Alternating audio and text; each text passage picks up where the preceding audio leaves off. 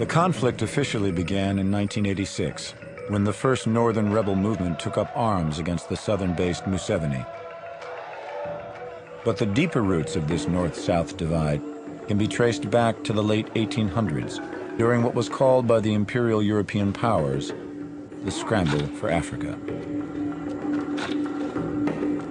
Colonization was motivated by the European hunger for African resources. The subsequent exploitation of the African people and the uprooting of their spiritual values by Christian missionaries would leave a permanent European stamp on the continent. The mindset is the barbarians are backward and inferior, and for their own benefit we have to uplift them and civilize them and educate them and so on.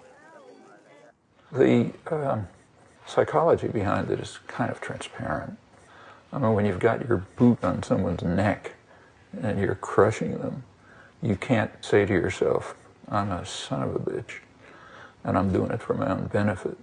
So what you have to do is figure out some way of saying I'm doing it for their benefit. And that's a very natural position to take when you're beating somebody with a club. Britain cut the largest piece of African cake from Cairo to Cape Town, in addition to Nigeria and a few West African regions.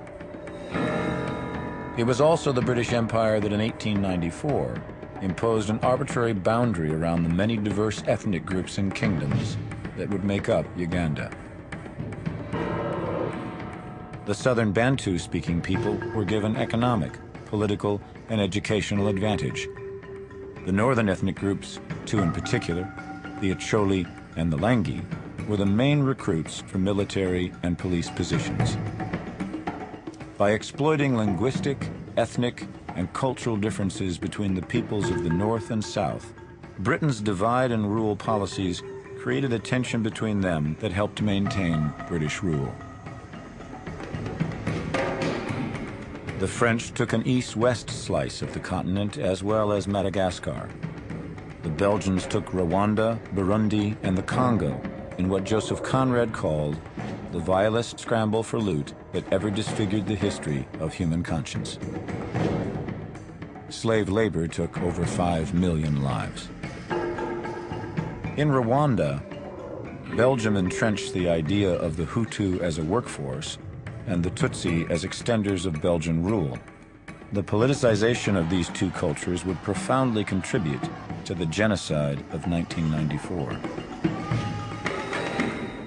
In Sudan, the British ruled the Arabs in the north and the blacks in the south as separate colonies, only to combine the areas before independence in 1956. The result has been relentless civil war, the Darfur massacres being the latest tragedy. The Portuguese decimated Angola, Mozambique, and Guinea-Bissau well into the 1970s. The Italians took Libya, Eritrea, and Somalia. The Germans added Cameroon and Tanzania and committed the first genocide of the 20th century against the Herero people.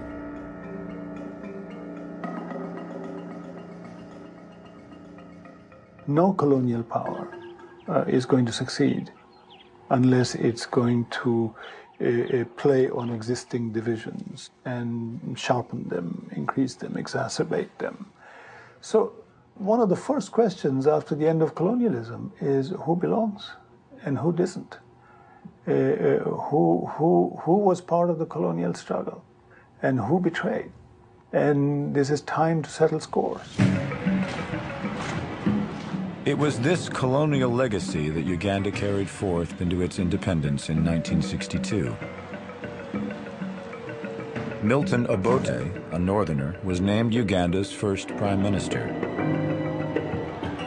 In 1971, with the help of Israel and Britain, Obote was overthrown by his top military commander, the notorious Idi Amin. With the entire world looking on, Amin's regime descended Uganda into chaos. For their assumed allegiance to Milton Obote, Idi Amin had thousands of Acholi and Langi soldiers slaughtered.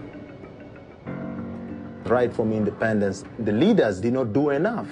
to unite the people in this country. Instead, exploited these differences for their own personal gains. Wanting to rid Uganda of Amin's tyranny, Yoweri Museveni spent the 1970s building resistance militias both inside and outside Uganda. The African decline does not begin until the 70s, well over a decade after independence. It coincides with a particular twist in the Cold War, increasing external pressure, the coming in of the International Monetary Fund, the World Bank, structural adjustment programs. The World Bank gets countries to borrow up to their necks, usually third world dictators. And then when they can't pay, then the IMF comes in and says, okay, you got to pay for it with structural adjustment programs. I mean, the poor people who suffer from structural adjustment, they didn't borrow the money. They didn't get anything out of it. And what happened in Africa was happening all over the world. Amin was overthrown in 1979, but it was Milton Obote who returned to power in what Museveni called a rigged election. In opposition, Museveni disappeared into the bush and formed the rebel National Resistance Army, or NRA. The National Resistance Movement is fighting for the aims of the whole country and not for aims of a section of the country. Secondly, the National Resistance Movement is a democratic movement. Museveni rebels took power in 1986.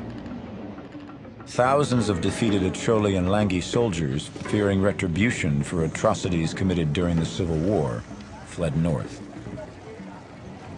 The president did not like the Acholi people, who had dominated the army and the military.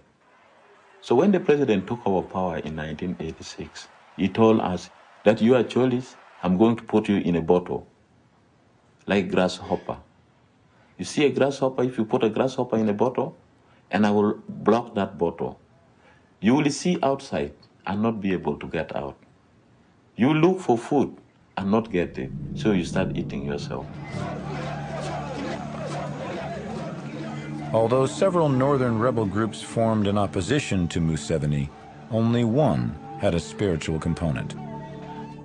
Before there was Joseph Coyne and the Lord's Resistance Army, there was Alice Lakwena and the Holy Spirit movement. Alice Lakwena's thing was that the Choli people were very sinful, and she came to correct that. Again, it goes to spiritual. Alice Lakwena will tell you exactly what time they're coming, to which area they're going to attack. And true to their word, you'll see them coming with branches of trees, carrying AK-47 and singing hymns. And Coyne did exactly the same.